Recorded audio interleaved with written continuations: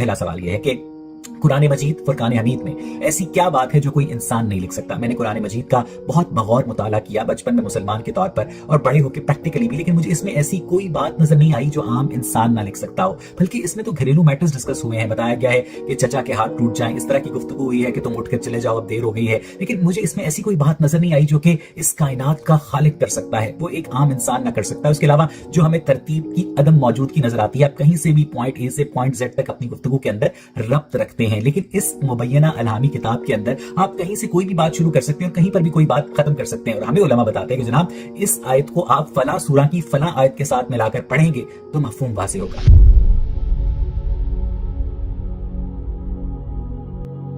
فلسافیکلی speaking آپ نے کون سی خالق کائنات کی ایسی کتاب پڑھی ہے جس سے آپ ایک معیار بنا سکتے ہیں کہ خالق کائنات کی کتاب تو ایسی ہی ہوگی، دیر فور قرآن ایسی نہیں ہے تو یہ خالق کائنات کی نہیں ہوگی؟ کوئی ایویڈنس، کوئی ریفرنس نہیں. چلیں، سوال آپ کا یہ کہ اس میں ایسی کون سی چیز ہے جو کوئی انسان نہیں لکھ سکتا؟ اس میں ساری ایسی چیزیں ہیں. یہی تو وجہ ہے کہ قرآن نے اپنی فالسیفیکیشن کا ٹیسٹ خود قرآن میں دیا ہے اور کئی صورتوں میں دیا ہے کہ اگر تم یہ سمجھتے ہو کہ یہ خالق کائنات کا کلام نہیں ہے تو تم ایسا کرو اس جیسی ایک صورت لے آؤ.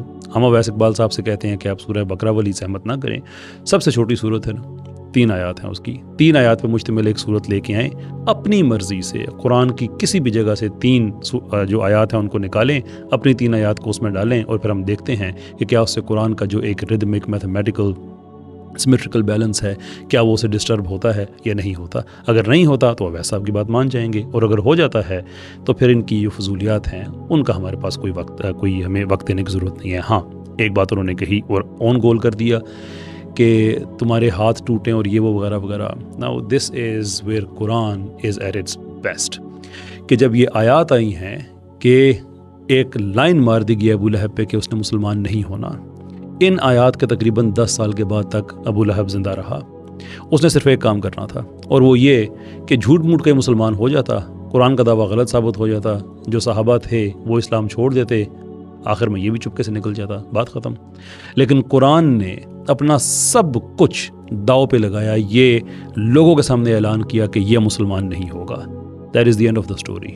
اور یہ وہ بات ہے جس پہ کرسچن مشنری، ایک کا تو میں نے خود بیان سنا ہے کہ جب میں نے یہ آیات دیکھی اور میں نے ٹائم کیلکولیٹ کیا تو مجھے قرآن کی حقانیت کا اندازہ ہوا کہ کوئی کتاب اتنی صداقت کے ساتھ ایسی بات بیان نہیں کرتی کہ اگر وہ غلط ہی طریقے سے اسلام قبول کر لے تو سارے کا سارا مقدمہ ہی غلط ہو جاتا ہے. لیکن قرآن نے فیصلہ دے دیا اسے نہیں کرنا، اس نے نہیں کیا. پہلے سوال میں یہ اون گول، ایک بات جناب نے اور فرمائی، آن گول کا ہم ذکر کر رہے ہیں کہ اس کے اندر جو ترتیب ہے کہ آپ کہیں سے موضوع ختم کر دیں کہیں سے کر دیں. یس، دس از دا میریکل آف اٹ. اس کو کہا جاتا ہے پیس میل، کہ ایک ایسی کتاب جس کے مضامین مختلف عہدوں میں مختلف زمانوں میں اترے ہوں لیکن پھر بھی ان کے اندر ایک کنسسٹنسی پائی جاتی ہو، اسے مجموعی طور پہ کتاب کے طور پہ پڑھیں یا اس کے ایک حصے کے طور پہ پڑھیں. I'm not entirely sure کہ اویس صاحب نے یہ ایک سوال کتاب جو قرآن ہے اس کی مخالفت میں اٹھایا ہے یا اصل میں اس کا جو معجزہ ہے اس کو ثابت کرنے کے لیے اٹھایا ہے.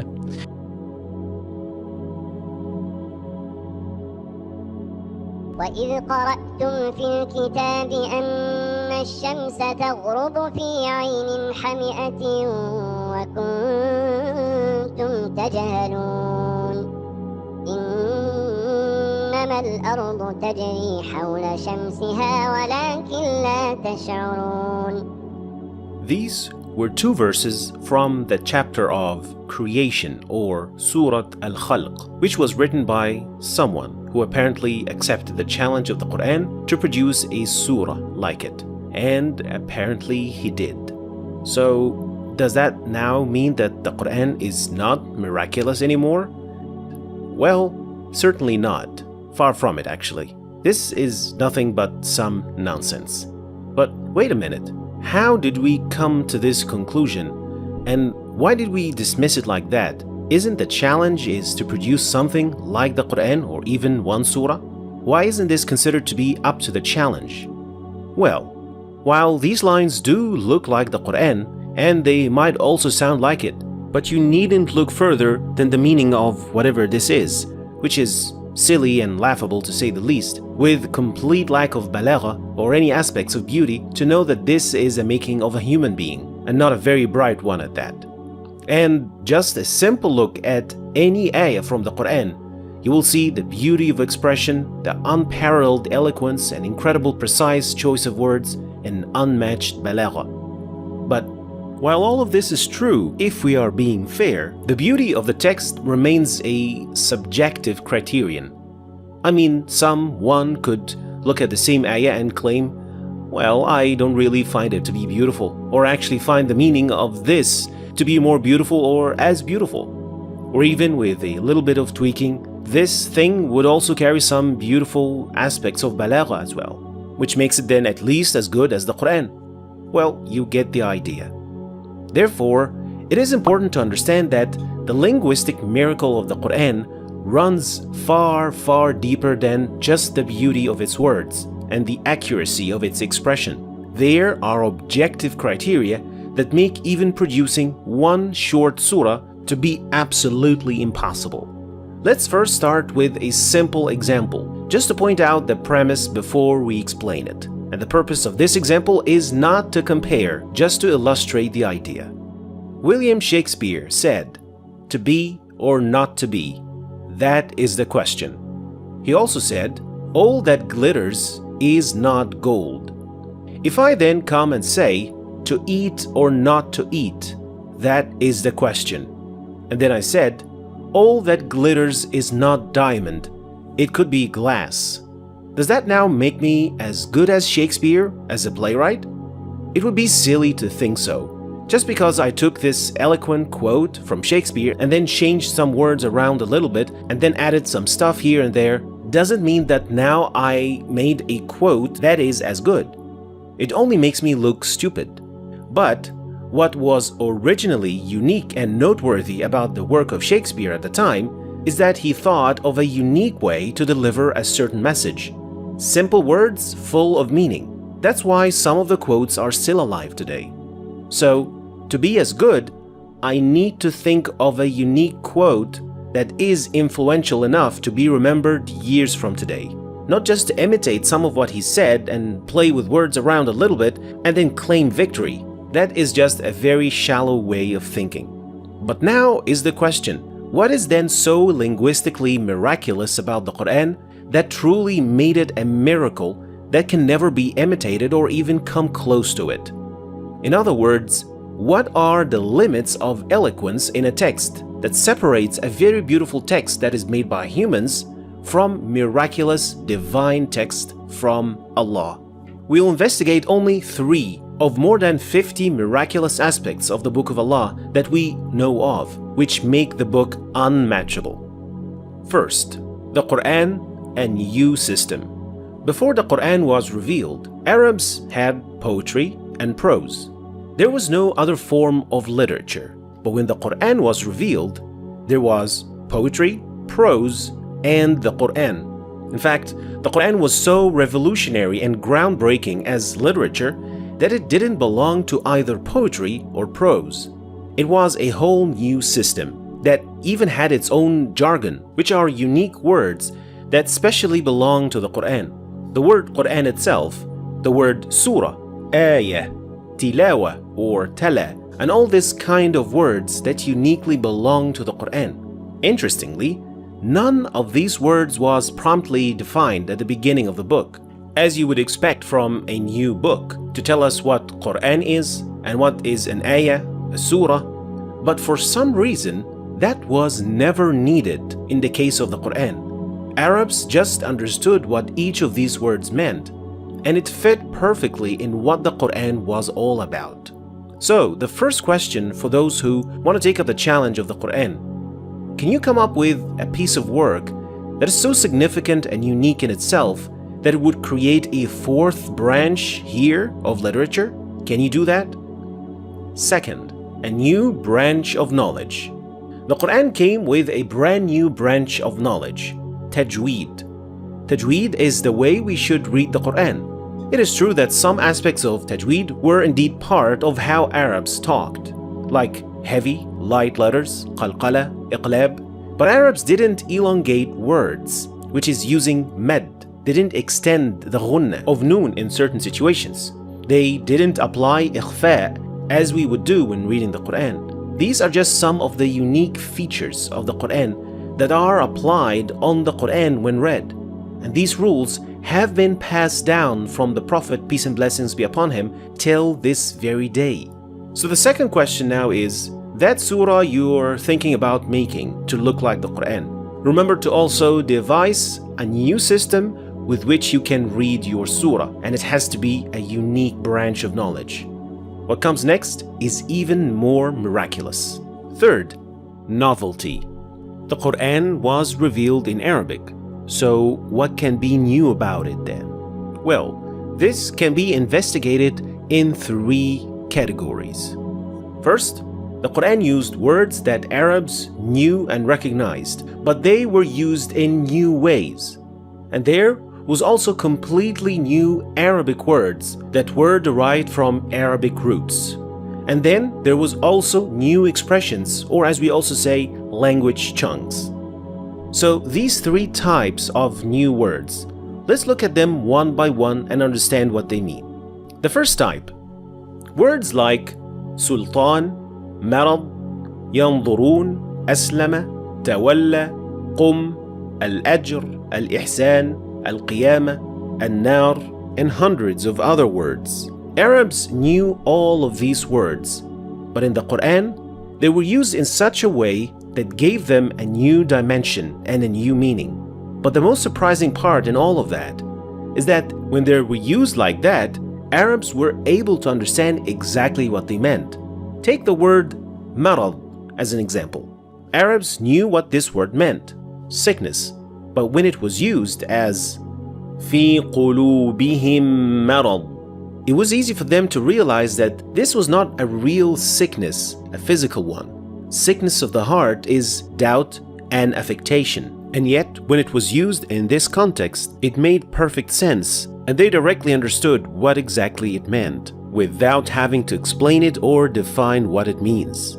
Another example is the word qum, means to stand up, but when it was used in Surah Al-Muddathir, qum fa'anzir, it was used with the meaning of to commence, but because of the way it was used in the ayah, it didn't need any explanation or introduction. Another example is the word sultan, which was known to Arabs as sultan or ruler, but its metaphorical use in the Quran gave it a new meaning, which is authority, and so many other examples that actually impacted how Arabs viewed these words. Now, we're not talking about just 1 or 2 words. We're talking about hundreds of words, which weren't only new and original in their use, but they were clear and unambiguous.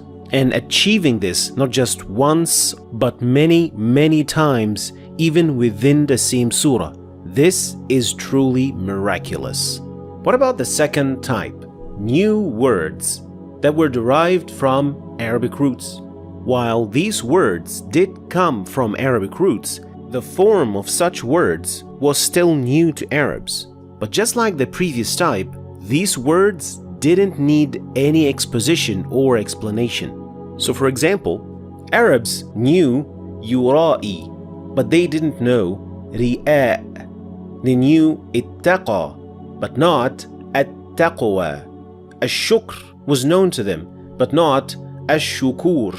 They knew al-alam, but they never thought of using it in plural, al-alamin. So while anyone can come up with new words, the true miracle here is combining novelty and unambiguity.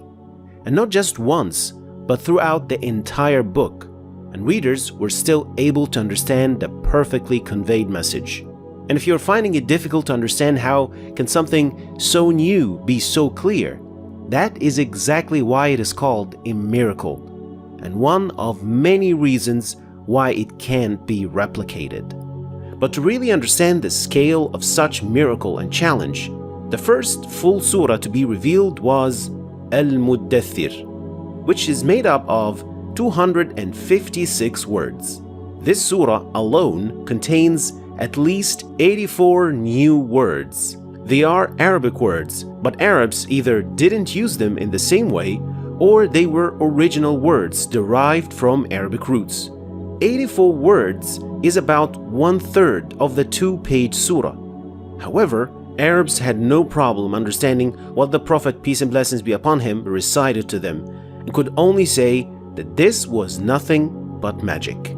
The Quran didn't only come with new words, but also new ways to say things and express them. And again, clarity perfectly combined with originality. Take, for example, Ar-Rahman Ar-Rahim. Arabs knew both words, but using them in this way, in this combination, that was never done before. Maliki Yawmiddin. The word Malik is owner, and Yawm means day.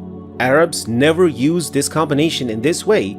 How can you own a day, a piece of time? And yet, in its context, it made perfect sense what this was referring to. And every single surah contains a combination of all of these. Yet the result is clear, concise, and beautiful, all at the same time.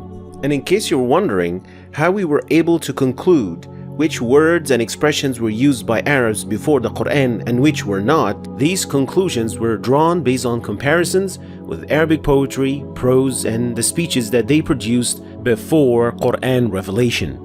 And so we could conclude which words, expressions, and phrases were used and how they were used before the revelation of the Quran. And I think now we are starting to understand more how it was possible for someone like Umar ibn al-Khattab, for example, like so many others of the Sahaba, may Allah be pleased with all of them, became Muslim just by listening to a couple of ayat, and that's it. It was incredibly clear to them when they first heard it that this cannot be the doing of humans. This must be from a higher power. It also explains to us how some scholars try to explain al-huruf al-muqatta'a at the beginning of surahs. Think of it like that. You were invited by someone for dinner, and you were presented with a meal that was so delicious that you almost lost your mind. And so you asked the host about the ingredients, to which he just simply answered, well, the ingredients are water, flour, and yeast. That's it. And this answer itself makes you even more unable to understand how he could put this meal together in such a way with such simple ingredients. As many scholars explained, al-huruf al-muqatta'a are a direct challenge to the disbelievers by just showing the basic and the simple components of the words of Allah, and yet they cannot come up with anything that matches this miraculous book. So unless you are able to match these standards and actually many more, you shouldn't even think about challenging the word of Allah. وَإِذَا تُتْلَى عَلَيْهِمْ آيَاتُنَا قَالُوا قَدْ سَمِعْنَا لَوْ نَشَاءُ لَقُلْنَا مِثْلَ هَذَا. और जब उन्हें हमारी आयत पढ़ के सुनाई जाती है तो वो कहते हैं ठीक है, बहुत सुन ली हमने ये आयत, अब बहुत मोहम्मद आपने सुना लिया, कोई ऐसी बात भी नहीं है, हम चाहेंगे तो ऐसा ही कलाम हम भी कह लेंगे। जुरत नहीं की किसी ने कि आए कि ये कलाम मैंने मौजू किया है और ये कुरान के बराबर है, तो कोई कमीशन बिठा लीजिए, कोई सालिस बिठा लीजिए कि तो तय करें, ये जुरत नहीं हुई। लेकिन ये कह देने में तो कोई बात नहीं थी, जबान कौन पकड़ेगा। लौ नशाओ लकुल्ना मिस्ला हाज़ा, अगर हम चाहेंगे तो हम भी ऐसे कह देंगे, कोई ऐसी बड़ी बात नहीं है। ये नज़र बिन हारिस था कि जिसकी तरफ ये अल्फाज मनकूल है तारीख और सीरत में। इन हादा इल्ला असातिरुल अव्वलीन, ये नहीं है ये मगर ये कि पिछलों की कहानियां हैं, किस्से हैं। जैसे आज भी मुस्तशरिकीन कहते हैं कि कुछ तौरात से कुछ इंजील से मोहम्मद ने ले लिया जोड़ जाड़ कर और ये कुरान बनाया है। अब तो खैर वो दौर जरा बदल गया है, ये जरा पिछली सदी की बात थी, उस दौर में लोग इस किस्म की बातें ज्यादा करते थे। कह दो कि अगर इंसान और जिन सब के सब मिलकर इस कुरान जैसी कोई चीज लाने की कोशिश करें तो ना ला सकेंगे, चाहे वो सब एक दूसरे के मददगार ही क्यों ना हो। ये चैलेंज इससे पहले कुरान मजीद में 3 मकामात पर गुजर चुका है। सूरह बकरा आयत 23-24, सूरह यूनुस आयत 38 और सूरह हूद आयत 13। आगे सूरह तूर आयत 33-34 में भी यही मजमून आ रहा है। इन सब मकामात पर यह बात कुफ्फार के इस इल्जाम के जवाब में इरशाद हुई है कि मोहम्मद सल्लल्लाहु अलैहि वसल्लम ने खुद ये कुरान तस्नीफ कर लिया है और ख्वामख्वाह वो उसे खुदा का कलाम बनाकर पेश कर रहे हैं। मजीद बरआ सूरह यूनुस आयत 16 में इसी इल्जाम की तरदीद करते हुए ये भी फरमाया गया कि कुल लौ शाअ अल्लाहु मा तलौतुहु अलैकुम वला अदराकुम बिही फ़क़द लबिस्तु फ़ीकुम उमरम मिन क़ब्लिही अफ़ला तअक़िलून। यानी ए मोहम्मद, इनसे कहो कि अगर अल्लाह ने ये न चाहा होता کہ میں یہ قرآن تمہیں سناؤں تو میں ہرگز نہ سنا سکتا تھا، بلکہ اللہ تمہیں اس کی خبر تک نہ دیتا۔ آخر میں تمہارے درمیان ایک عمر گزار چکا ہوں، کیا تم اتنا بھی نہیں سمجھتے؟ ان آیات میں قرآن کے کلام الہی ہونے پر جو استدلال کیا گیا ہے وہ دراصل 3 دلیلوں سے مرکب ہے۔ ایک یہ کہ قرآن اپنی زبان، اسلوب بیان، طرز استدلال، مضامین، مباحث، تعلیمات اور اخبار غیب کے لحاظ سے ایک معجزہ ہے جس کی نظیر لانا انسانی قدرت سے باہر ہے۔ تم کہتے ہو کہ اسے ایک انسان نے تصنیف کیا ہے، مگر ہم کہتے ہیں کہ تمام دنیا کے انسان مل کر بھی اس شان کی کتاب تصنیف نہیں کر سکتے، بلکہ اگر وہ جنہیں مشرکین نے اپنا معبود بنا رکھا ہے اور جن کی معبودیت پر یہ کتاب علانیہ ضرب لگا رہی ہے، منکرین قرآن کی مدد پر اکٹھے ہو جائیں تو وہ بھی ان کو اس قابل نہیں بنا سکتے کہ قرآن کے پائے کی کتاب تصنیف کر کے اس چیلنج کو رد کر سکیں۔ دوسرے یہ کہ محمد صلی اللہ علیہ وسلم کہیں باہر سے یکایک تمہارے درمیان نمودار نہیں ہو گئے ہیں، بلکہ اس قرآن کے نزول سے پہلے بھی 40 سال تمہارے درمیان رہ چکے ہیں۔ کیا دعوی نبوت سے ایک دن پہلے بھی کبھی تم نے ان کی زبان سے اس طرز کا کلام اور ان مسائل اور مضامین پر مشتمل کلام سنا تھا؟ اگر نہیں سنا تھا، اور یقیناً نہیں سنا تھا، تو کیا یہ بات تمہاری سمجھ میں آتی ہے کہ کسی شخص کی زبان، خیالات، معلومات اور طرز فکر و بیان میں یکایک ایسا تغیر واقع ہو سکتا ہے؟ تیسرے یہ کہ محمد صلی اللہ علیہ وسلم تمہیں قرآن سنا کر کہیں غائب نہیں ہو جاتے، بلکہ تمہارے درمیان ہی رہتے سہتے ہیں۔ تم ان کی زبان سے قرآن بھی سنتے ہو اور دوسری گفتگویں اور تقریریں بھی سنا کرتے ہو۔ قرآن کے کلام اور محمد صلی اللہ علیہ وسلم کے اپنے کلام میں زبان اور اسلوب کا اتنا نمایاں فرق ہے کہ کسی ایک انسان کے 2 اس قدر مختلف اسٹائل کبھی ہو نہیں سکتے۔ یہ فرق صرف اسی زمانے میں واضح نہیں تھا جبکہ نبی صلی اللہ علیہ وسلم اپنے ملک کے لوگوں میں رہتے سہتے تھے، بلکہ آج بھی حدیث کی کتابوں میں آپ کے سینکڑوں اقوال اور خطبے موجود ہیں۔ ان کی زبان اور اسلوب قرآن کی زبان اور اسلوب سے اس قدر مختلف ہیں کہ زبان و ادب کا کوئی رمز آشنا نقاد یہ کہنے کی جرت نہیں کر سکتا کہ یہ دونوں ایک ہی شخص کے کلام ہو سکتے ہیں۔ کیا یہ کہتے ہیں کہ اس شخص نے یہ قرآن خود گھڑ لیا ہے؟ اصل بات یہ ہے کہ یہ ایمان نہیں لانا چاہتے۔ اگر یہ اپنے اس قول میں سچے ہیں تو اسی شان کا ایک کلام بنا لائیں۔ یہ ایمان نہیں لانا چاہتے۔ دوسرے الفاظ میں اس ارشاد کا مطلب یہ ہے کہ قریش کے جو لوگ قرآن کو محمد صلی اللہ علیہ وسلم کا اپنا تصنیف کردہ کلام کہتے ہیں، خود ان کا دل یہ جانتا ہے کہ یہ آپ کا کلام نہیں ہو سکتا، اور دوسرے وہ لوگ بھی جو اہل زبان ہیں نہ صرف یہ کہ اسے سن کر صاف محسوس کر لیتے ہیں کہ یہ انسانی کلام سے بہت اعلیٰ و عرفہ ہے، بلکہ ان میں سے جو شخص بھی محمد صلی اللہ علیہ وسلم سے واقف ہے وہ کبھی یہ گمان نہیں کر سکتا کہ یہ واقعی آپ ہی کا کلام ہے۔ بس صاف اور سیدھی بات یہ ہے کہ قرآن کو آپ کی تصنیف قرار دینے والے دراصل ایمان نہیں لانا چاہتے، اس لیے وہ طرح طرح کے جھوٹ بہانے گھڑ رہے ہیں، جن میں سے ایک بہانہ یہ بھی ہے اسی شان کا ایک کلام بنا لائیں۔ یعنی بات صرف اتنی ہی نہیں ہے کہ یہ محمد صلی اللہ علیہ وسلم کا کلام نہیں ہے، بلکہ حقیقت یہ ہے کہ یہ سرے سے انسانی کلام ہی نہیں ہے، اور یہ بات انسان کی قدرت سے باہر ہے کہ ایسا کلام تصنیف کر سکے۔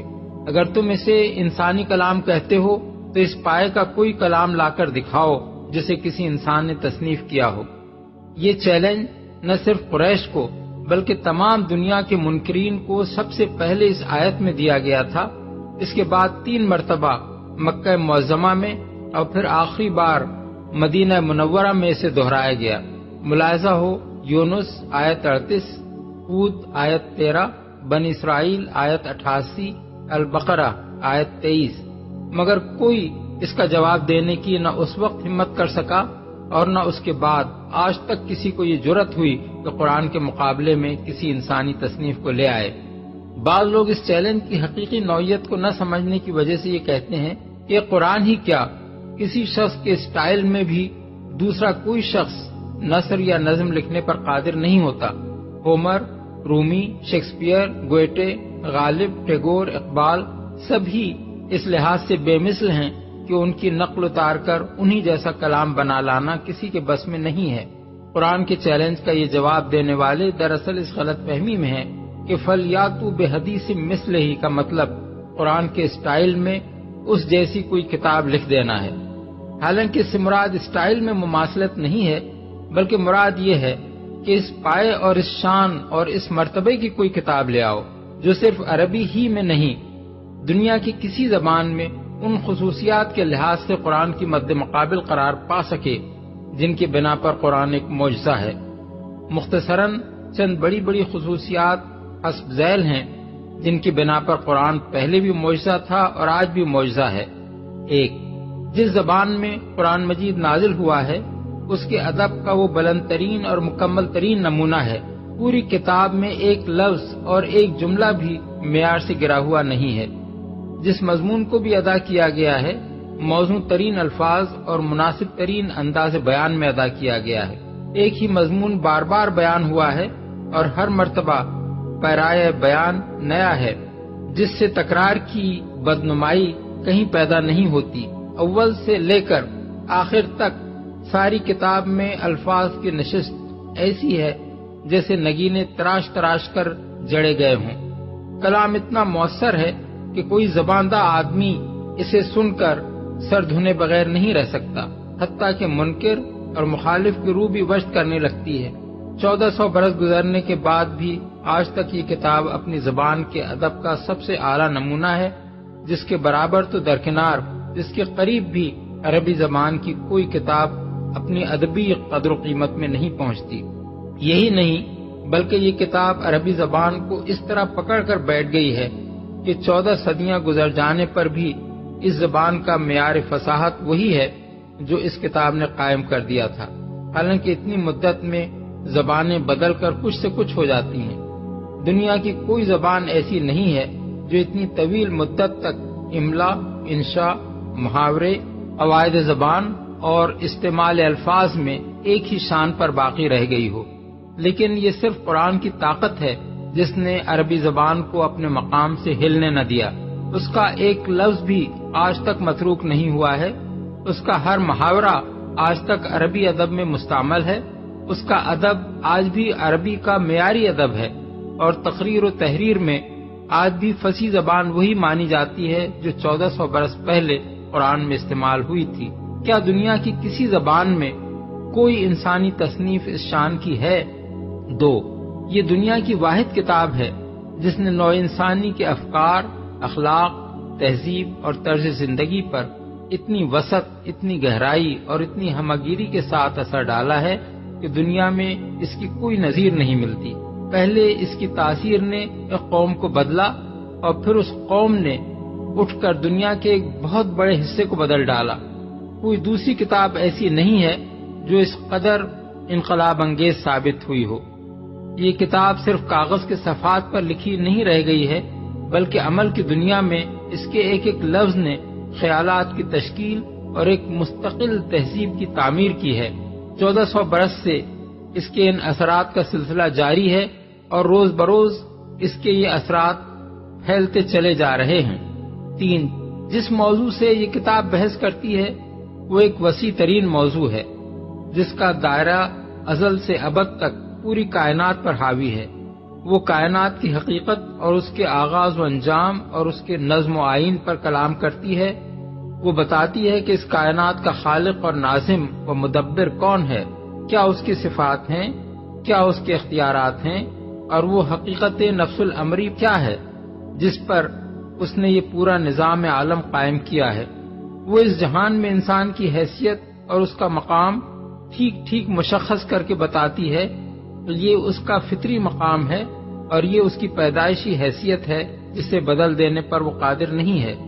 وہ بتاتی ہے کہ اس مقام اور اس حیثیت کے لحاظ سے انسان کے لیے فکر و عمل کا صحیح راستہ کیا ہے جو حقیقت سے پوری مطابقت رکھتا ہے، اور غلط راستے کیا ہیں جو حقیقت سے متصادم ہوتے ہیں۔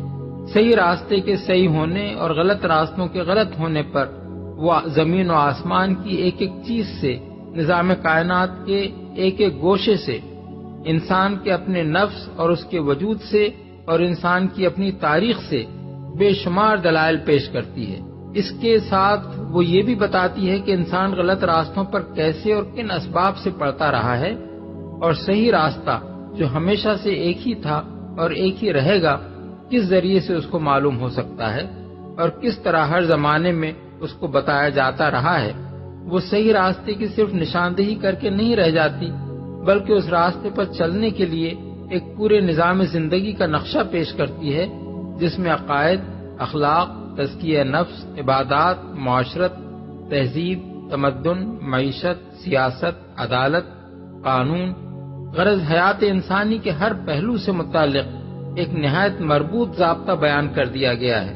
مزید برآں وہ پوری تفصیل کے ساتھ بتاتی ہے کہ اس صحیح راستے کی پیروی کرنے اور ان غلط راستوں پر چلنے کے کیا نتائج اس دنیا میں ہیں اور کیا نتائج دنیا کا موجودہ نظام ختم ہونے کے بعد ایک دوسرے عالم میں رونما ہونے والے ہیں۔ وہ اس دنیا کے ختم ہونے اور دوسرا عالم برپا ہونے کی نہایت مفصل کیفیت بیان کرتی ہے۔ اس تغیر کے تمام مراحل ایک ایک کر کے بتاتی ہے، دوسرے عالم کا پورا نقشہ نگاہوں کے سامنے کھینچ دیتی ہے اور پھر بڑی وضاحت کے ساتھ بیان کرتی ہے کہ وہاں انسان کیسے ایک دوسری زندگی پائے گا، کس طرح اس کی دنیاوی زندگی کے اعمال کا محاسبہ ہوگا، کن امور کی اس سے باز پرس ہوگی، کیسی ناقابل انکار صورت میں اس کا پورا نامہ اعمال اس کے سامنے رکھ دیا جائے گا، کیسی زبردست شہادتیں اس کے ثبوت میں پیش کی جائیں گی، جزا اور سزا پانے والے کیوں جزا اور سزا پائیں گے، جزا پانے والوں کو کیسے انعامات ملیں گے اور سزا پانے والے کس کس شکل میں اپنے اعمال کے نتائج بھگتیں گے۔ اس وسیع مضمون پر جو کلام اس کتاب میں کیا گیا ہے وہ اس حیثیت سے نہیں ہے کہ اس کا مصنف کچھ صغرا کبرا جوڑ کر چند قیاسات کی ایک عمارت تعمیر کر رہا ہے، بلکہ اس حیثیت سے ہے کہ اس کا مصنف حقیقت کا براہ راست علم رکھتا ہے، اس کی نگاہ ازل سے ابد تک سب کچھ دیکھ رہی ہے، تمام حقائق اس پر عیاں ہیں، کائنات پوری کی پوری اس کے سامنے کھلی کتاب کی طرح ہے، نو انسانی کے آغاز سے اس کے خاتمے تک ہی نہیں بلکہ خاتمے کے بعد اس کی دوسری زندگی تک بھی وہ اس کو بیک نظر دیکھ رہا ہے، اور قیاس و گمان کی بنا پر نہیں بلکہ علم کی بنیاد پر انسان کی رہنمائی کر رہا ہے۔ جن حقائق کو علم کی حیثیت سے وہ پیش کرتا ہے ان میں سے کوئی ایک بھی آج تک غلط ثابت نہیں کیا جا سکا ہے۔ جو تصور کائنات و انسان وہ پیش کرتا ہے وہ تمام مظاہر اور واقعات کی مکمل توجیہ کرتا ہے اور ہر شعبہ علم میں تحقیق کی بنیاد بن سکتا ہے۔ فلسفہ و سائنس اور علوم عمران کے تمام آخری مسائل کے جوابات اس کے کلام میں موجود ہیں، اور ان سب کے درمیان ایسا منطقی ربط ہے کہ ان پر ایک مکمل مربوط اور جامع نظام فکر قائم ہوتا ہے۔ پھر عملی حیثیت سے جو رہنمائی اس نے زندگی کے ہر پہلو کے متعلق انسان کو دی ہے وہ صرف انتہائی معقول اور انتہائی پاکیزہ ہی نہیں ہے بلکہ 1400 سال سے روئے زمین کے مختلف گوشوں میں بے شمار انسان بالفعل اس کی پیروی کر رہے ہیں، اور تجربے نے اس کو بہترین ثابت کیا ہے۔ کیا اس شان کی کوئی انسانی تصنیف دنیا میں موجود ہے یا کبھی موجود رہی ہے جسے اس کتاب کے مقابلے میں لایا جا سکتا ہو؟ 4. یہ کتاب پوری کی پوری بیک وقت لکھ کر دنیا کے سامنے پیش نہیں کر دی گئی تھی بلکہ چند ابتدائی ہدایات کے ساتھ ایک تحریک اصلاح کا آغاز کیا گیا تھا، اور اس کے بعد 23 سال تک وہ تحریک جن جن مرحلوں سے گزرتی رہی ان کے حالات اور ان کی ضروریات کے مطابق اس کے اجزاء اس تحریک کے رہنما کی زبان سے کبھی طویل خطبوں اور کبھی مختصر جملوں کی شکل میں ادا ہوتے رہے۔ پھر اس مشن کی تکمیل پر مختلف اوقات میں صادر ہونے والے یہ اجزاء اس مکمل کتاب کی صورت میں مرتب ہو کر دنیا کے سامنے رکھ دیے گئے جسے قرآن کے نام سے موسوم کیا گیا ہے۔ تحریک کے رہنما کا بیان ہے کہ یہ خطبے اور جملے اس کے تبازات نہیں ہیں بلکہ خداوند عالم کی طرف سے اس پر نازل ہوئے ہیں۔ اگر کوئی شخص انہیں خود اس رہنما کے تبازات قرار دیتا ہے تو وہ دنیا کی پوری تاریخ سے کوئی نظیر ایسی پیش کرے کہ کسی انسان نے سالہ سال تک مسلسل ایک زبردست اجتماعی تحریک کی بطور خود رہنمائی کرتے ہوئے کبھی ایک واعظ اور معلم اخلاق کی حیثیت سے، کبھی ایک مظلوم جماعت کے سربراہ کی حیثیت سے، کبھی ایک مملکت کے فرمانروا کی حیثیت سے، کبھی ایک برسر جنگ فوج کے قائد کی حیثیت سے، کبھی ایک فاتح کی حیثیت سے، کبھی ایک شارع اور مقنن کی حیثیت سے، غرض بکثرت مختلف حالات اور اوقات میں بہت سی مختلف حیثیتوں سے جو مختلف تقریریں کی ہوں یا باتیں کہی ہوں، وہ جمع ہو کر ایک مکمل، مربوط اور جامع نظام فکر و عمل بنا دیں۔ ان میں کہیں کوئی تناقض اور تضاد نہ پایا جائے، ان میں ابتدا سے انتہا تک ایک ہی مرکزی تخیل اور سلسلہ فکر کار فرما نظر آئے۔ اس نے اول روز سے اپنی دعوت کی جو بنیاد بیان کی ہو، آخری دن تک اسی بنیاد پر وہ عقائد و اعمال کا ایک ایسا ہمگیر نظام بناتا چلا جائے جس کا ہر جز دوسرے اجزاء سے کامل مطابقت رکھتا ہو، اور اس مجموعے کو پڑھنے والا کوئی صاحب بصیرت آدمی یہ محسوس کیے بغیر نہ رہے کہ تحریک کا آغاز کرتے وقت اس کے محرک کے سامنے آخری مرحلے تک کا پورا نقشہ موجود تھا، اور ایسا کبھی نہیں ہوا کہ بیچ کے کسی مقام پر اس کے ذہن میں کوئی ایسا خیال آیا ہو جو پہلے اس پر منکشف نہ تھا یا جسے بعد میں اس کو بدلنا پڑا۔ اس شان کا کوئی انسان اگر کبھی گزرا ہو جس نے اپنے ذہن کی خلاقی کا یہ کمال دکھایا ہو تو اس کی نشاندہی کی جائے۔ 5. جس رہنما کی زبان پر یہ خطبے اور جملے جاری ہوئے تھے، وہ یکایک کسی گوشے سے نکل کر صرف ان کو سنانے کے لیے نہیں آ جاتا تھا اور انہیں سنانے کے بعد کہیں چلا نہیں جاتا تھا، وہ اس تحریک کے آغاز سے پہلے بھی انسانی معاشرے میں زندگی بسر کر چکا تھا، اور اس کے بعد بھی وہ زندگی کی آخری ساعت تک ہر وقت اسی معاشرے میں رہتا تھا۔ اس کی گفتگو اور تقریروں کی زبان اور طرز بیان سے لوگ بخوبی آشنا تھے۔ احادیث میں ان کا ایک بڑا حصہ اب بھی محفوظ ہے، جسے بعد کے عربی داں لوگ پڑھ کر خود بآسانی دیکھ سکتے ہیں کہ اس رہنما کا اپنا طرز کلام کیا تھا۔ اس کے ہم زبان لوگ اس وقت بھی صاف محسوس کرتے تھے، اور آج بھی عربی زبان کے جاننے والے یہ محسوس کرتے ہیں کہ اس کتاب کی زبان اور اس کا اسٹائل اس رہنما کی زبان اور اس کے اسٹائل سے بہت مختلف ہے، حتیٰ کہ جہاں اس کے کسی خطبے کے بیچ میں اس کتاب کی کوئی عبارت آ جاتی ہے تو وہاں دونوں کی زبان کا فرق بالکل نمایاں نظر آتا ہے۔ سوال یہ ہے کہ کیا دنیا میں کوئی انسان کبھی اس بات پر قادر ہوا ہے یا ہو سکتا ہے کہ سالہ سال تک دو قطعی مختلف اسٹائلوں میں کلام کرنے کا تکلف نبھاتا چلا جائے اور کبھی یہ راز فاش نہ ہو سکے کہ یہ دو الگ اسٹائل دراصل ایک ہی شخص کے ہیں؟ عارضی اور وقتی طور پر اس قسم کے تصنع میں کامیاب ہو جانا تو ممکن ہے، لیکن مسلسل 23 سال تک ایسا ہونا اسی طرح ممکن نہیں ہے کہ ایک شخص جب خدا کی طرف سے آئی ہوئی وحی کے طور پر کلام کرے تو اس کی زبان اور اسٹائل کچھ ہو، اور جب خود اپنی طرف سے گفتگو یا تقریر کرے تو اس کی زبان اور اس کا اسٹائل بالکل ہی کچھ اور ہو۔ 6. وہ رہنما اس تحریک کی قیادت کے دوران میں مختلف حالات سے دوچار ہوتا رہا۔ کبھی برسوں وہ اپنے ہم وطنوں اور اپنے قبیلے والوں کی تضحیک، توہین اور سخت ظلم و ستم کا نشانہ بنا رہا، کبھی اس کے ساتھیوں پر اس قدر تشدد کیا گیا کہ وہ ملک چھوڑ کر نکل جانے پر مجبور ہو گئے، کبھی دشمنوں نے اس کے قتل کی سازشیں کی، کبھی خود اسے اپنے وطن سے ہجرت کرنی پڑی، کبھی اس کو انتہائی اسرت اور فاقہ کشی کی زندگی گزارنی پڑی، کبھی اسے پہم لڑائیوں سے سابقہ پیش آیا جن میں شکست اور فتح دونوں ہی ہوتی رہیں، کبھی وہ دشمنوں پر غالب آیا اور وہی دشمن جنہوں نے اس پر ظلم توڑے تھے اس کے سامنے سرنگوں نظر آئے، کبھی اسے وہ اقتدار نصیب ہوا جو کم ہی کسی کو نصیب ہوتا ہے۔ ان تمام حالات میں ایک انسان کے جذبات ظاہر ہے کہ یکساں نہیں رہ سکتے۔ اس رہنما نے ان مختلف مواقع پر خود اپنی ذاتی حیثیت میں جب کبھی کلام کیا، اس میں ان جذبات کا اثر نمایاں نظر آتا ہے جو ایسے مواقع پر انسان کے دل میں پیدا ہوتے ہیں، لیکن خدا کی طرف سے آئی ہوئی وحی کے طور پر ان مختلف حالات میں جو کلام اس کی زبان سے سنا گیا وہ انسانی جذبات سے بالکل خالی ہے۔ کسی ایک مقام پر بھی کوئی بڑے سے بڑا نقاد انگلی رکھ کر یہ نہیں بتا سکتا کہ یہاں انسانی جذبات کار فرما نظر آتے ہیں۔ 7. جو وسیع اور جامع علم اس کتاب میں پایا جاتا ہے وہ اس زمانے کے اہل عرب اور اہل روم و یونان و ایران تو درکنار اس 20ویں صدی کے اکابر اہل علم میں سے بھی کسی کے پاس نہیں ہے۔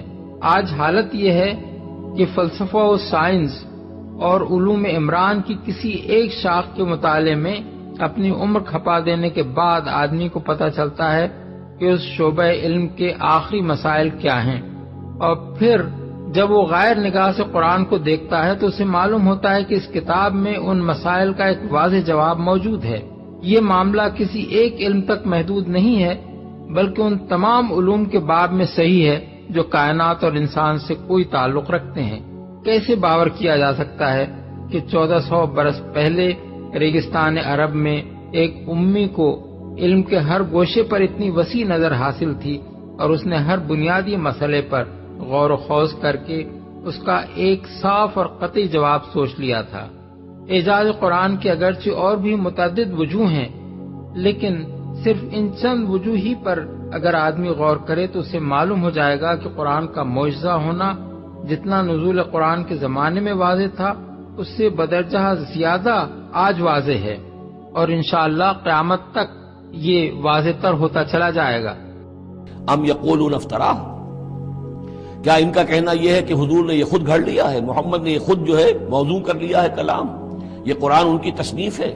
قل فاتوا بسورۃ مثلہ، تو کہیے ان سے کہ لے آؤ تم بھی ایک سورت اس جیسی، وادعوا من استطعتم من دون اللہ، اور اللہ کے سوا جس کو چاہو پکار لو، ان کنتم صادقین، اگر تم سچے ہو۔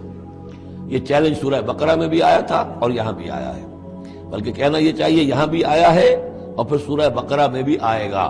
یہ تو یوں سمجھیے کہ مکی صورتوں میں آخری مرتبہ یہ چیلنج سورہ یونس میں ہے، اس سے ذرا اور جو ہے ہلکا چیلنج وہ اس سے آگے سورہ ہود میں آ جائے گا کہ 10 صورتیں بنا کے لے آؤ۔ یہ گویا کہ برسبیل تنزل آخری درجے میں ایک صورت ہی بنا کر لے آؤ۔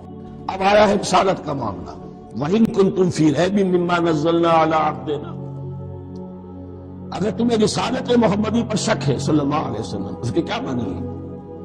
کہ تمہیں اس قرآن کے بارے میں شک ہے جو ہم نے اپنے بندے پر نازل کیا ہے، اگر ہے شک فی الواقع، وَإِن كُنتُمْ فِي رَيْبٍ، اگر تمہیں واقعاً شک ہے مما نزلنا علی عبدنا، اس پر جو ہم نے اپنے بندے پر نازل فرمایا ہے، فاتوا بسورۃ من مثلہ، تو لے آؤ اس جیسی ایک ہی صورت۔ یہ ہم کل پوری تفصیل سے دیکھ چکے ہیں کہ برسبیل تنزل یہاں پہنچے ہیں۔ پہلے 2 آیتیں میں نے آپ کو سنائی تھی جس میں پورے قرآن کی مثال لانے کا چیلنج کیا گیا، پھر ایک آیت سنائی جس میں 10 صورتیں ہی لے آؤ، اب آخری درجے میں ایک صورت ہی بنا گا، اور ایک صورت تو سورۃ العصر کے مساوی بھی ہو سکتی تھی، سورۃ الکوثر کے مساوی بھی ہو سکتی تھی۔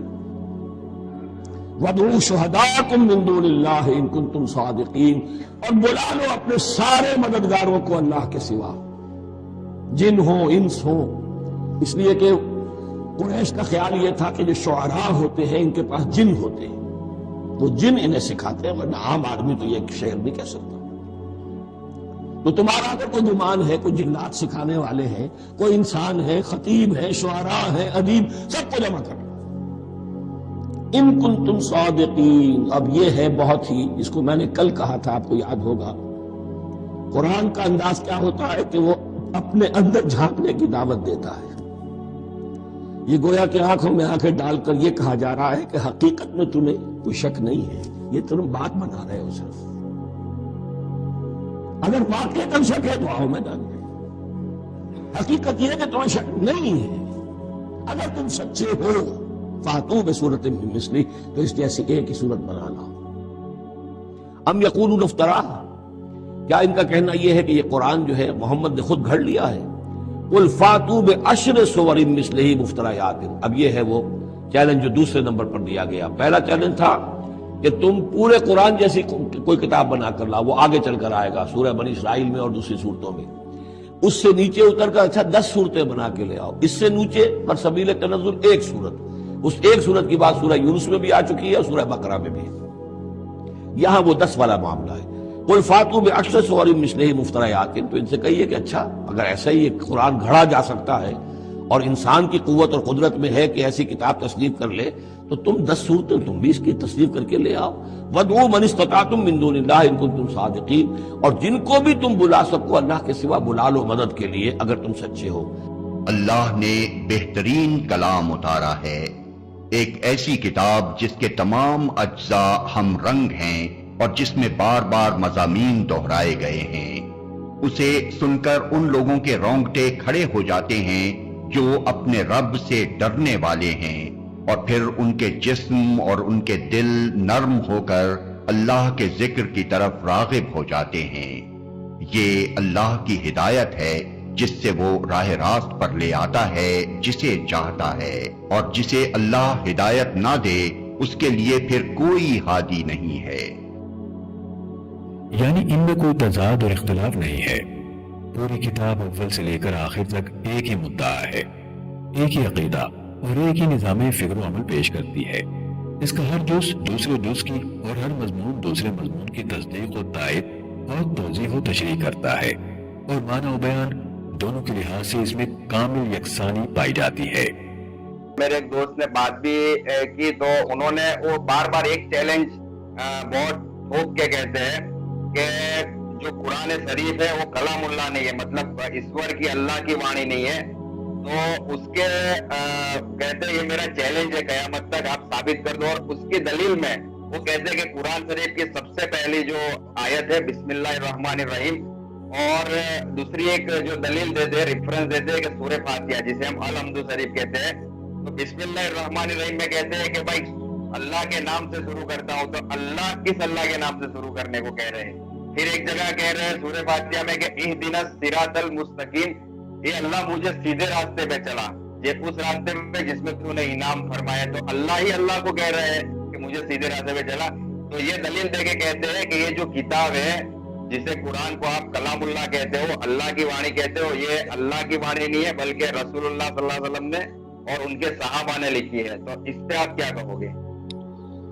دیکھیے ایسا ہے کہ یہ یاد رکھیے کہ اسلام کے خلاف جو اعتراضات کرتے ہیں اور جتنے بھی اعتراضات آج تک ہوئے ہیں ہسٹری میں، وہ دو طرح کے لوگ کرتے ہیں، یا تو وہ جاہل ہیں، ان کو پتہ نہیں ہے، اپنی جہالت کی وجہ سے اعتراض کرتے ہیں۔ اور مجھے خود حیرت ہوئی کہ کچھ سوالات میں نے بھی دیکھے ہیں جن پنڈت جی کا آپ نے حوالہ دیا، میں ان کے اعتراضات کو سن کر میرے چہرے پر مسکراہٹ ہی آئی، چونکہ اس طرح کے اعتراضات بچے تو کر سکتے ہیں لیکن ایک بوڑھے سے، اور جو اپنے آپ کا یہ بھی دعویٰ کرتا ہو کہ میں امام بھی رہا اور پڑھا بھی اور میں فلاں ہوں، تو اس سے جو ہے یہ توقع نہیں کی جا سکتی تھی۔ تو یا تو آدمی جہالت کی وجہ سے کرتا ہے اعتراض، یا پھر وہ جھوٹ بولتا ہے، تیسرا کوئی آپشن نہیں ہے، یا تو آپ جھوٹے ہیں یا آپ جاہل ہیں۔ ایسے لوگوں کو اگنور کرنا چاہیے، لیکن چونکہ ان سوالات سے بہت سے ہمارے مسلم یوتھ اور بہت سے غیر مسلم جو یعنی کھلا ذہن رکھتے ہیں، جو مختلف مذہبوں کے بارے میں جاننا چاہتے ہیں، حق کی تلاش میں ہیں، وہ تھوڑا سا کنفیوز ہو جاتے ہیں، اس لیے ان اعتراضات کا جواب دینا بھی ضروری ہوتا ہے۔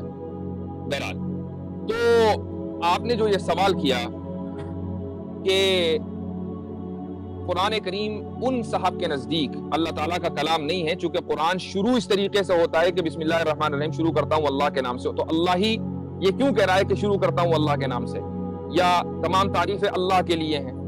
ٹھیک ہے، یہ اس طرح ہونا چاہیے تھا کہ تمام تعریفیں میرے لیے ہیں، غالباً یہی ان کے کہنے کا مقصد ہے۔ تو دراصل اس کی وجہ یہ ہے کہ جو آدمی اعتراض کر رہا ہے اس کو وہ دعویٰ تو کر رہا ہے کہ میں اپنے مذہب کا بہت ماہر ہوں، بڑا زبردست اسکالر ہوں، لیکن حقیقتاً اس کو اپنے مذہب کی الف بھی نہیں پتا۔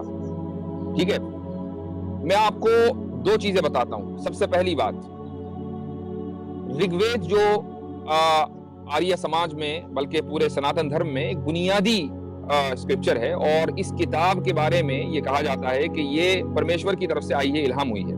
ٹھیک ہے، اس کا جو پہلا منتر ہے، چلو کہیں اور جانے کی ضرورت نہیں ہے، رگ وید کھولیے، پہلا منتر پڑھ لیجیے۔ پہلا منتر جو ہے وہ یہ ہے کہ ہم لوگ اس اگنی کی تعریف کرتے ہیں جو کہ ہمارا پورا ہت کرنے والا ہے۔ یہ منتر ہے، ہم لوگ اس اگنی کی تعریف کرتے ہیں۔ ٹھیک ہے، اور قرآن میں کیا ہے؟ الحمدللہ رب العالمین، تمام تعریف اللہ کے لیے ہے۔ تو بھائی یہ اعتراض تو پھر ہر کتاب پر ہوگا۔ ٹھیک ہے، میں یہ نہیں کہہ رہا ہوں کہ آپ اس کتاب پر اعتراض کریں، مجھے کوئی اعتراض نہیں کسی بھی کتاب کے اوپر۔ میں تو مانتا ہوں کہ ساری کتابیں جو الہامی ہیں وہ اللہ تعالیٰ کی طرف سے مختلف زمانوں میں آئی ہیں، اس میں وید بھی ہو سکتی ہے، مجھے کوئی وید کے اوپر کوئی اعتراض نہیں ہے۔ لیکن جب آپ یہ کہتے ہیں کہ نہیں قرآن میں یہ پرابلم ہے، تو پھر ہم اس کے بعد ہمیں کہنا پڑے گا کہ بھئی اگر آپ کو یہ پرابلم یہاں نظر آ رہی ہے تو پھر پہلے اس پرابلم کو فکس کیجئے۔ ٹھیک ہے، اچھا اب آگے بڑھ جائیے، وید تو اور پرانی ہے، اس سے آگے بڑھ جائیے۔ بائبل میں اس کے مختلف چیپٹرز ہیں، اس کے مختلف ورژنز ہیں. اس میں جو میتھیو چیپٹر 6 میں ایک دعا آئی ہے، اس دعا میں جو الفاظ ہیں انگریزی کے وہ یہ ہیں کہ ایک اللہ تعالیٰ نے یہ الفاظ سکھائے ہیں کہ let your name be kept holy and let your name be kept with reverence. اس کا جو ترجمہ ہے وہ ایگزیکٹ وہی ہے جس کو ہم عربی میں سبحانک اللہم و بحمدک کہتے ہیں کہ تمام تعریف اللہ کے لیے، اللہ تعالیٰ پاک ہے. تو بائبل میں بھی اس طرح کے الفاظ آئے ہیں.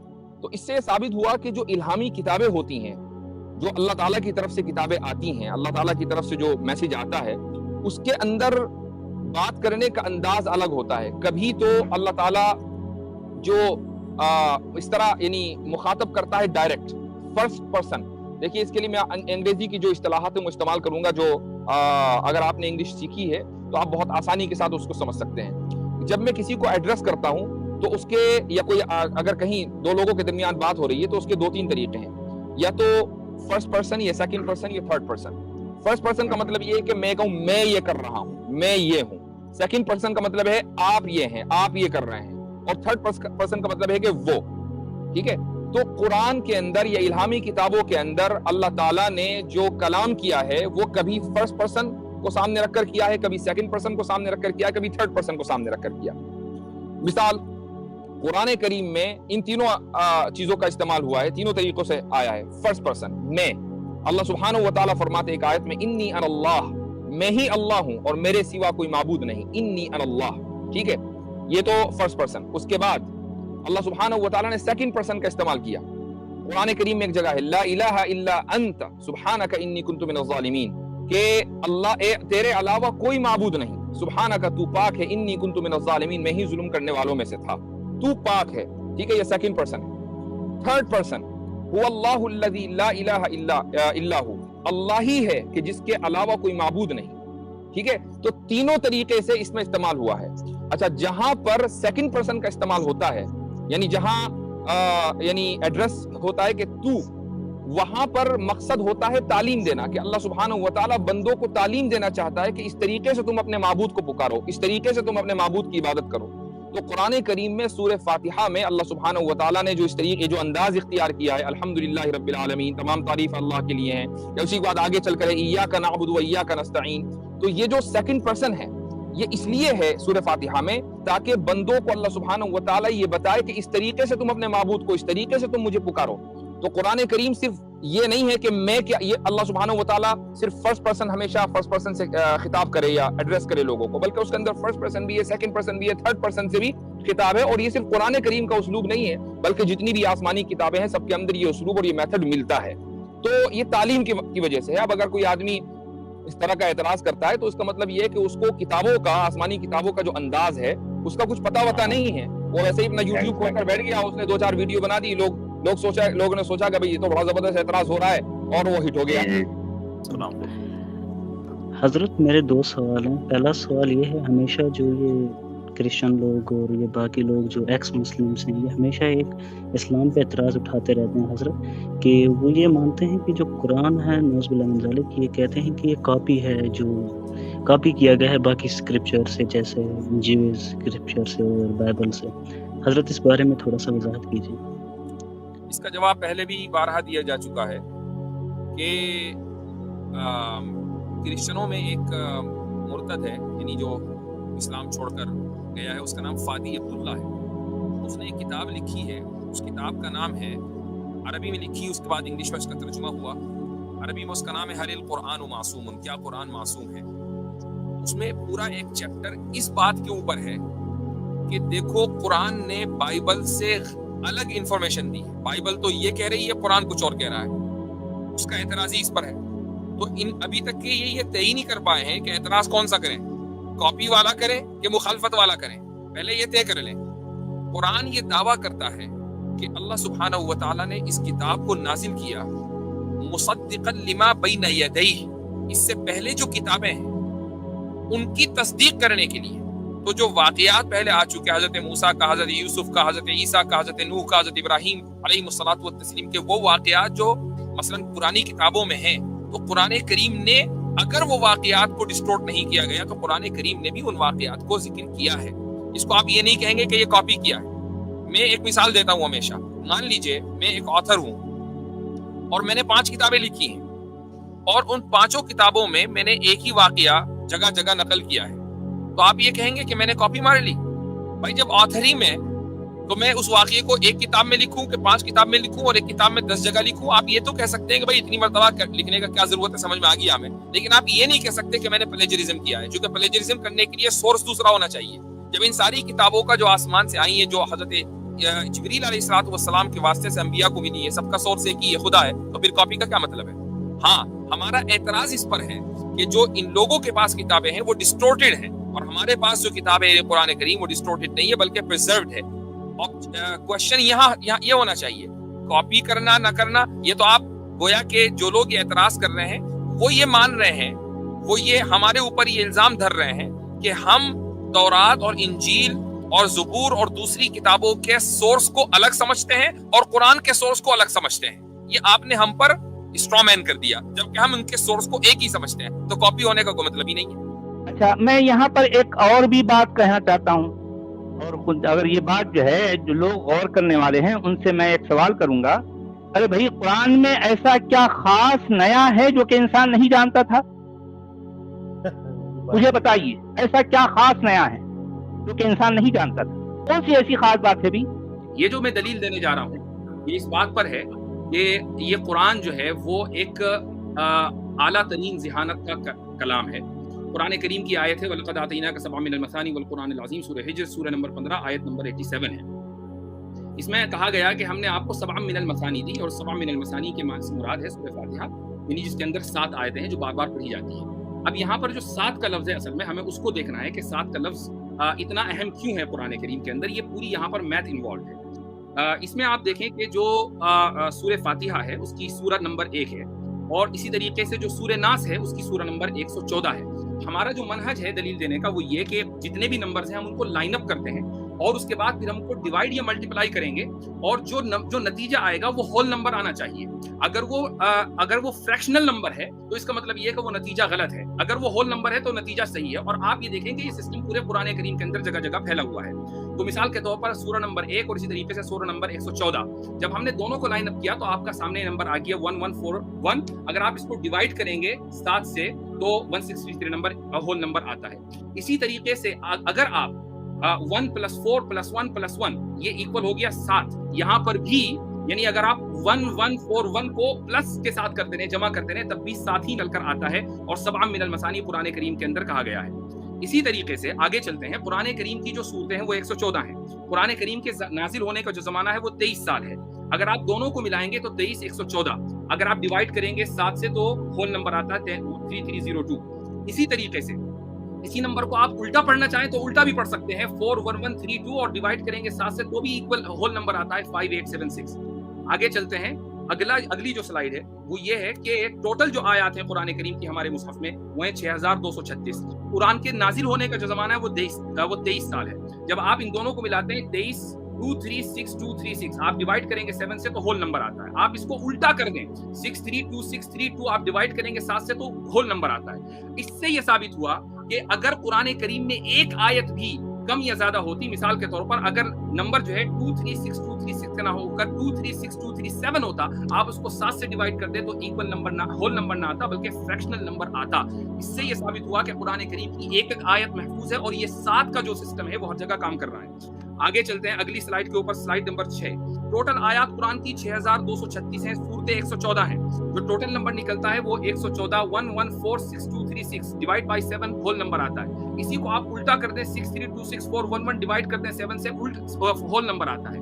اسی کو آپ 11,462,36 کو آپ اگر پلس کریں گے 6 + 3 + 2 + 6 + 4 + 1 + 1 23 نمبر آتا ہے, جو 23 سال ہے قرآن کریم کے نازل ہونے کا زمانہ. اسی طریقے سے اگلی سلائیڈ کے اوپر چلتا ہوں میں, یہ ہے سلائیڈ نمبر 7. اس میں آپ یہ دیکھیں کہ قرآن کا جو پہلا لفظ ہے جو قرآن میں لکھا ہوا ہے وہ بسم اللہ, اور آخری لفظ ہے وہ ہے الناس. بسم پورے قرآن میں 22 مرتبہ آیا, اور آخری لفظ جو الناس ہے وہ 241 مرتبہ آیا. 24122, اگر آپ اس کو ڈیوائڈ کریں گے 7 سے تو یہ 3446 ہول نمبر نکلتا ہے. اسی طریقے سے آپ آگے چلیں, یہاں پر سلائڈ نمبر 8 قرآن کریم کا جو پہلا نازل ہونے والا کلمہ ہے وہ اقرا ہے، 3 مرتبہ نازل ہوا، آخری 3 مرتبہ آیا. قرآن کریم کا آخری جو نازل ہونے والا کلمہ ہے لا یظلمون ہے، جو پورے قرآن میں 15 مرتبہ آیا، اور ہر مرتبہ لا یظلمون آیا، یظلمون نہیں آیا. یہ قرآن کی یہ دلیل ہے کہ قرآن ظلم کو پسند نہیں کرتا ہے. یہ اگر آپ ٹوٹل کریں گے 315، اگر آپ اس کو ڈیوائڈ کریں گے 7 سے تو 45 رزلٹ آتا ہے. تو اسی اب اگر آپ پہلا رزلٹ یعنی پچھلا جو رزلٹ ہے 3 4 4 6 اور اسی طریقے سے اس سلائڈ کا رزلٹ 45 3 4 4 6 اور 45 دونوں نمبروں کو اگر آپ ساتھ جوڑ دیں اور ڈیوائڈ کریں 7 سے تو بھی ٹوٹل آپ کے پاس ہول نمبر آتا ہے. اب آگے بڑھتے ہیں سلائڈ نمبر 9 میں سورہ فاتحہ سورت نمبر 1 اس کے اندر آیات ہیں 7. سورہ ناس سورہ نمبر 114 اس کے اندر آیات ہیں 6. جو ٹوٹل نمبر بنتا ہے وہ ہے 611471 ڈیوائڈڈ بائی 7 ہول نمبر آتا ہے 87353.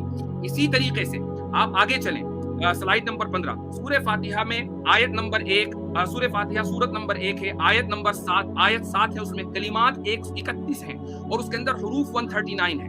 اسی طریقے سے آپ اس کو سورہ ناس سے ملائیے کہ 114 سورت نمبر ہے، آیت اس کے اندر 6 ہیں، کلمات اس کے اندر 31 ہیں 21 ہیں اور حروف اس کے اندر جو ہیں وہ 80 ہیں. یہ ٹوٹل نمبر بنتا ہے 8021611413933171 ڈیوائڈڈ بائی 7. یہ ہول نمبر نکل کر آتا ہے. اگر قرآن کریم میں ایک حرف اور ایک لفظ کا بھی اضافہ ہوتا تو ہول نمبر نہیں آتا، فریکشنل نمبر آتا. یہ دراصل دلیل ہے. سلائڈ نمبر 11 آپ کی قرآن کریم کی جو مختصر ترین صورت ہے وہ سورہ کوثر ہے جس کے اندر ٹوٹل 3 آیتیں ہیں. طویل ترین صورت سورہ بقرہ ہے جس کے اندر ٹوٹل 286 آیتیں ہیں. 286 ڈیوائڈڈ بائی 7 ایکول نمبر آتا ہے. اسی کو آپ الٹا کر دیجئے تو بھی ایکول نمبر آتا ہے. ایکول کے بجائے ہول نمبر میں کہنا چاہوں گا، ہول نمبر آتا ہے. اسی طریقے سے سلائڈ نمبر 12 میں آپ کے سامنے 3 نمبر نظر آ رہے ہیں 18 77 19 صورتیں ایسی ہیں جس کے اندر آیا سنگل ڈیجٹ میں ہے، 77 صورتیں ایسی ہیں جن کے اندر آیا 2 ڈیجٹ میں ہے، 18 صورتیں ایسی ہیں جن کے اندر آیا 3 ڈیجٹ میں ہے. ان کا جو ٹوٹل نمبر ہے 18 17 19 اس کو ڈیوائڈ کریں گے آپ 7 سے تو ہول نمبر آتا ہے. اگر مان لیجئے 19 صورتوں کے بجائے 18 صورتیں ہوتی ایسی یا 21 صورتیں ہوتی تو کبھی بھی ہول نمبر نہیں آ سکتا تھا، فریکشنل نمبر آتا. اب آپ دیکھ لیں قرآن کریم کی جو آیت ہے وَلَقَدْ آتَيْنَاكَ سَبْعًا مِنَ الْمَثَانِي وَالْقُرْآنِ الْعَظِيمِ کے جس کے تحت یہ 7 سسٹم کی بات ہو رہی ہے. میں سمجھتا ہوں کہ بات تھوڑا لمبی ہو گئی. یہ دلیل بہت لمبی ہے اور میں اس میں آگے تک جا سکتا ہوں. میرا مطالبہ یہ ہے کہ قرآن کریم جس زمانے میں نازل ہوا اس زمانے میں سپر کمپیوٹر نہیں تھا. قرآن کریم کے 114 چیپٹر ہیں جو اس پورے نیومیریکل نظام کے اوپر جو 7 کا نظام ہے اس کے اوپر قائم ہے. اور ایک عدد اور ہے وہ ہے 19 کا علیہ 19 2 عدد کے اوپر قائم ہے. آپ اگر قرآن کریم کے چیلنج کو ایکسپٹ کرنا چاہتے ہیں تو آپ کوئی ایسا کلام لے کر آئیں جس میں 114 چیپٹر ہوں اور اسی طریقے سے وہ کسی نیومیریکل سسٹم پر قائم ہو، 7 ہو 8 ہو 10 ہو 12 ہو 19 ہو. کمپیوٹر کی مدد آپ نہ لیں اور وہ کلام اپنی بلاغت کی انتہا پر پہنچا ہوا ہو، اپنی فصاحت کی انتہا پر پہنچا ہوا ہو، سچائی میں اور ہدایت کے اندر اپنے موضوع پر ہو. اگر ایسا کلام آپ لے کر آتے ہیں تو کہا جا سکتا ہے کہ آپ نے قرآن کے چیلنج کو ایکسپٹ کر لیا. لیکن اگر آپ ایسا کلام نہیں لا سکتے ہیں تو قرآن کا آپ چیلنج کو ایکسپٹ کرنا بھول جائیں. یہ جو نمبرز ہیں نیومیریکل سسٹم کے ساتھ پورے 7 کا جو سسٹم ہے پورے قرآن کے اندر پھیلا ہوا ہے. آپ ایک جگہ کہہ سکتے ہیں کہ ہو سکتا ہے کہ حسن اتفاق ہو، 2 جگہ حسن اتفاق ہو، لیکن یہ پورے قرآن کے اندر پھیلا ہوا ہے. یہ کسی انسان کا کام نہیں ہو سکتا. اگر آج بھی انسان کو اس طرح کا کلام لانے کی کوشش کرے گا، ہو سکتا ہے کہ نیومیریکل سسٹم سپر کمپیوٹر کے ذریعے وہ ایجاد کر لے، وہ کتاب لکھ لے، لیکن پھر وہ ادبی نہیں ہوگی، بلیغ نہیں ہوگی اور وہ انسان کی عقل اور جذبات کو اپیل کرنے والی نہیں ہوگی. میری پہلی دلیل مکمل. The arrangement of the Quran is one of many reasons why Muslims believe that it could only have come from God. In fact, modern research has discovered a remarkable structure in the Quran known as ring composition. To demonstrate this, let's analyze the 2nd chapter of the Quran known as Al-Baqarah, the cow. This chapter consists of a total of 286 verses. The entire chapter can be divided into 9 groups based on theme. The first group of verses talk about faith and unbelief. This mirrors the theme of the last group of verses. The second group covers God's creation and knowledge. This again mirrors the second to the last group's theme. The third group discusses the law given to the Israelites, which mirrors the giving of law to the Muslims in the 7th group. The fourth group relates to the test of Abraham, a mirror of the test of Muslims in the 6th group. The middle group, the 5th group, is the central theme of the entire chapter, the change in direction of the Muslim prayer. We have made you believers a middle nation, so that you may bear witness to the truth before others. We only made the direction the one you used to face in order to distinguish those who follow the messenger from those who turn on their heels. This turning point was the change in direction of the daily prayers from Jerusalem to Mecca, which represented a big test for the believers. We find the mention of this important turning point in exactly the middle of the chapter, the 143rd verse. Moreover, this verse even contains the word middle. Together, these 9 groups form a giant ring composition. As you can see, ring composition is structured as a sort of circle, with the central meaning placed at the center. You can think of it in terms of a mirror, so ring composition is the equivalent of putting a mirror in the middle. What is mentioned in the first half will be reflected in the second half. Things can be taken a step further. If we examine these 9 groups, we find that they each contain sub-ring compositions. So what we have is rings within rings. For example, here is the 8th group with the theme of God's creation and knowledge. We can see that the beginning and the end both have the themes of giving and charity, and the central theme of God's power and knowledge is placed in the middle. Things can be taken further still. This sub-ring contains yet another ring within itself. This is the 255th verse known as Ayat al-Kursi, the verse of the throne. Just like the chapter which contains it, the verse of the throne can be divided into 9 groups based on theme. The first and 9th parts each mention God's personal names. The 2nd and 8th parts both state that God never tires. The 3rd and 7th parts describe that God owns everything in the heavens and the earth. The 4th and 6th parts make it clear that God has total control over us and we are dependent on Him. Notice that the middle of this verse mentions before and after, which could be yet another allusion to the mirroring of ring composition. It's worth highlighting that not only does the verse of the throne contain its own ring composition, but it is also positioned as a sub-ring within 2 larger rings, a concentric ring composition. We can see that this chapter of the Quran is marvelously designed, being precisely and tightly arranged according to the principles of ring composition. This precision in arrangement is in fact astonishing when we consider the timing of the revelation of these verses. To appreciate this, let's consider the analogy of building construction. Imagine you had the task of building a house. Rather than waiting until you receive all of the materials and then drawing up a carefully thought out design plan, you instead decide to proceed without complete knowledge of the constituent parts, constructing it piecemeal, adding to it bit by bit as and when you receive the individual materials. What are the chances that this approach will result in a well-constructed house? Unlike an organized approach where each part is placed in its best possible position according to a design plan, instead you have a situation where it seems each part is placed arbitrarily, depending on the order in which the parts were received. In such circumstances, you would most likely end up with a very poorly designed house, liable to collapse at any time. It is highly unlikely, perhaps even impossible, that this disorganized approach would end up with the same stunningly designed house as an organized approach. Yet this is exactly what we find with the Quran's structure. The builder in our example is the Prophet Muhammad, peace be upon him. The house that he began to build since its first verses were revealed to him is the Quran. The rooms and bricks in our construction example are its chapters and verses. He can never have a design plan in place for the Quran because the revelation of many of its verses depended on events that were out of his control, such as the social developments and challenges that he faced throughout his prophethood. For example, believers would come up to him and question him on a particular matter, or his enemies would challenge him. The responses in the form of revelation would then descend on him, addressing the specific situation that he was facing. How could Muhammad have devised such an intricate plan when he could not predict the events that would dictate the revelation of verses? Such an arrangement would have to be planned in advance, but this was not possible due to these events being out of his control. What this demonstrates is that the author was someone who could predict the future. Possessing knowledge of the unseen is a quality of God, not human beings. Some critics may point out that books prior to the Quran had this literary style and therefore we cannot use this as an evidence for the Quran's divine origin. However, comparing the Quran to other books is like comparing night and day for many reasons. Firstly, Prophet Muhammad, peace be upon him, was not a poet, nor did he have any literary reputation. In fact, like many people at the time, he could not read or write. Secondly, most people would assume that the Quran is arranged chronologically, starting with the first revealed verse and ending with the final revealed verse. This is the order in which books are typically written, in a logical sequence starting with the beginning, then the middle, and finally the end. But the way the Quran was composed is unlike any other book. Al-Baqarah, the chapter of the Quran that we have covered, was not revealed starting with verse 1, followed by verse 2, then 3, and so on. Rather, its verses were revealed out of sequence over a span of many years and interspaced with the revelation of verses from other chapters. The Quran's unusual manner of revelation makes implementing ring composition much more difficult than conventional books.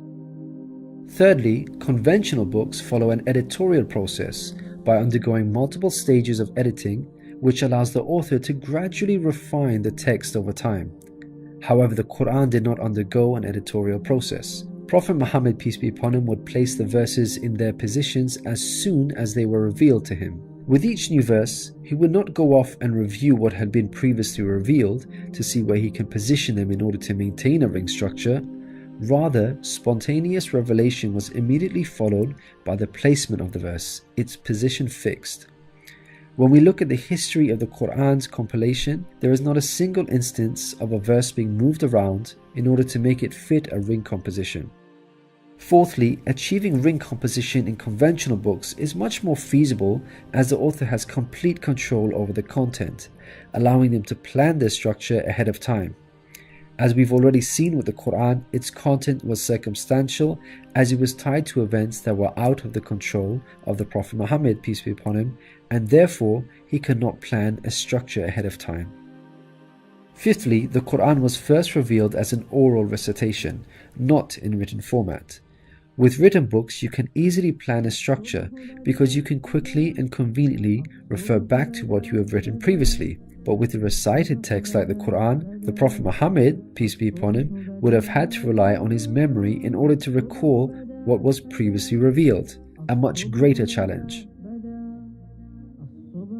In light of all these difficult circumstances, wouldn't you expect the Quran's structure to be jumbled?